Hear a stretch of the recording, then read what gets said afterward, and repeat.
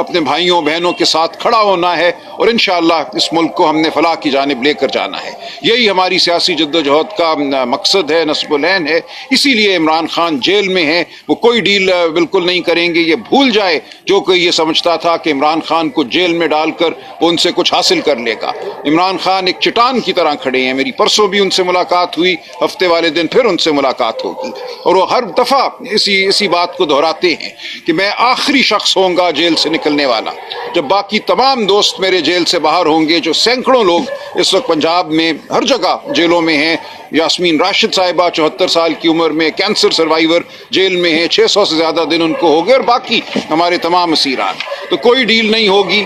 جو مذاکرات کا ایک عمل شروع ہوا تھا، آج خان صاحب نے دو ٹوک الفاظ میں کہہ دیا ہے کہ اب یہ عمل ختم ہے.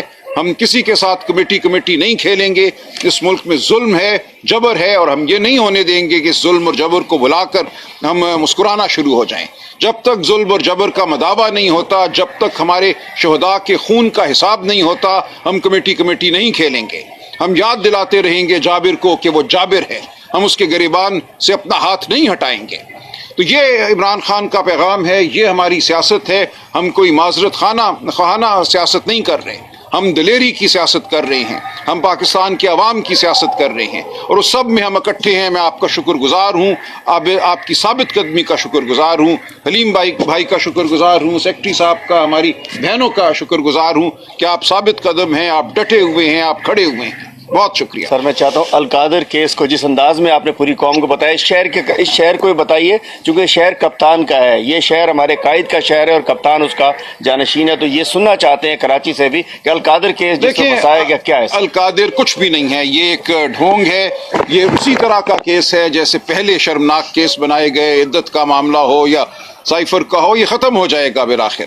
دیکھیے القادر کیا ہے، ایک جھوٹا بیانیہ گھڑا گیا کہ ملک ریاض کی رقم جو ہے وہ حکومت برطانیہ یا برطانیہ کی کرائم ایجنسی ریاست پاکستان کے خزانے میں ڈالنا چاہتی تھی، اور کابینہ نے کوئی ایسا عمل کیا جس کی وجہ سے وہ رقم جو ہے سپریم کورٹ کے اکاؤنٹ میں چلی گئی.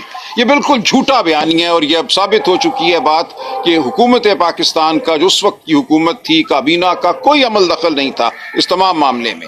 وہ ملک ریاض نے خود ایک معاہدہ کیا برطانیہ کی نیشنل کرائم ایجنسی کے ساتھ. انہوں نے ان کی جو بھی رقم منجمد کی تھی اس کو ڈی فریز کیا، اور اس کے بعد ان کے دستخط سے وہ رقم براہ راست سپریم کورٹ کے پاس آئی. اور سپریم کورٹ کے پاس آنے سے ایسا نہیں ہے کہ جو ان کے ذمے واجب الادا رقم تھی وہ ادا ہو گئی. 460 ارب روپیہ ملیر کی زمین کا انہوں نے دینا تھا، وہ جوں کا توں کھڑا ہوا ہے. یہ رقم سپریم کورٹ کے پاس آئی. سپریم کورٹ اگر آگے ملیر ڈیولپمنٹ اتھارٹی کو یہ رقم دیتی تو پھر اس رقم میں کٹوتی ہونی تھی 460 ارب میں. ایسا کبھی نہیں ہوا. 35 ارب روپیہ سپریم کورٹ کے اکاؤنٹ میں آیا، اور بالآخر سپریم کورٹ نے ڈیویلیویشن اور جو مارک اپ تھا وہ ڈال کر 94 ارب روپیہ حکومت پاکستان اور سندھ حکومت کو لوٹا دیا. ایک پیسہ بھی کہیں باہر نہیں گیا. عمران خان کی جیب میں، بشرا بی بی کی جیب میں ایک پیسہ نہیں آیا. اور جو القادر ٹرسٹ ہے اس کی زمین ٹرسٹ میں ڈالی گئی، وہاں بچے پڑھتے ہیں، وہاں یونیورسٹی قائم ہے. یہ شہادت عدالت میں دی گئی کہ ایک پیسہ اس ٹرسٹ سے باہر نہیں نکلا. تو جب عمران خان، بشرا بی بی کو ایک پیسے کا فائدہ نہیں ہوا، ریاست کو ایک پیسے کا نقصان نہیں ہوا، تو مقدمہ کاہے کا؟ کون سا جرم ہوا ہے؟ یا کوئی جرم نہیں ہوا. بالکل ایک جھوٹا بیانیہ گھڑا گیا، جھوٹ کہا گیا کہ کابینہ کو استعمال کیا گیا ملک ریاض کو فائدہ پہنچانے کے لیے. ایسا کچھ نہیں ہوا. آپ بالکل مطمئن رہیے کہ خان پیسے کے معاملے میں، خان اپنے اصول کے معاملے میں بہت پکا ہے. یہ تمام جھوٹے مقدمے ہیں اور یہ تمام جھوٹے مقدمے ختم ہو جائیں گے. شکریہ. اچھا یہ بتائیے راج صاحب کے بیرسٹر گور نے جو آرمی چیف سے ملاقات کا کہا کہ سیاسی معاملات کے بعد وہاں سے تبدیل کی آئی اور آج مذاکرات بھی ختم کرنے کا اعلان کر دیا. کیا اسٹیبلشمنٹ سے پی ٹی آئی کی کوئی ایسی بات ہو گئی ہے کہ ان کو ضرورت نہیں ہے کہ وہ نہیں، ایسا کچھ نہیں ہے. دیکھیں یہ وضاحت بیرسٹر گوہر نے کی بھی ہے کہ معاملہ سیکیورٹی کے حوالے سے تھا. وہاں جماعت اسلامی کے امیر بھی موجود تھے، مختلف سیاسی پارٹیوں کے سربراہان کو بلایا گیا تھا خیبر پختونخوا اور کرم میں جو صورتحال ہے اس کے حوالے سے گفتگو کرنے کے لیے.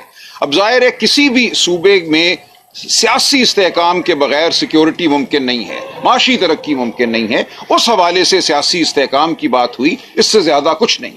لہٰذا کوئی بیک ڈور ہماری ڈیل کسی کے ساتھ نہیں چل رہی. جو کچھ ہوگا وہ آپ کے سامنے ہوگا, عوام کے سامنے ہوگا, قانون اور آئین کے مطابق ہوگا. شکریہ جی.